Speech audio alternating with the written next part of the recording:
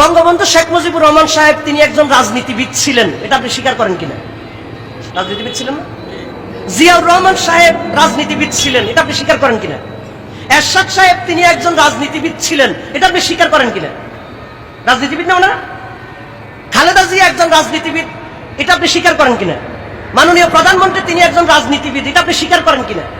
কি কারণে ওনাদেরকে রাজনীতিবিদ বলেন, বলেন তো দেখি? কি কারণে? কি ওনাদের গায়ে কি লেখা আছে উনি রাজনীতিবিদ? রাষ্ট্র চালায় তো। শেখ মুজিবুর রহমান সাহেব রাজনীতিবিদ, রাষ্ট্র চালিয়েছে। জিয়াউর রহমান সাহেব রাজনীতিবিদ, রাষ্ট্র চালিয়েছে। খালেদা জিয়া রাষ্ট্র চালাইছে, রাজনীতিবিদ।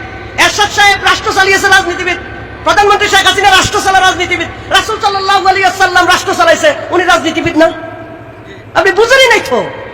রাষ্ট্র যিনি চালা অবশ্যই তিনি রাজনীতিবিদ। আপনি রাজনীতির তো সংজ্ঞা বুঝেন নাই। রাজনীতি কাকে বলে?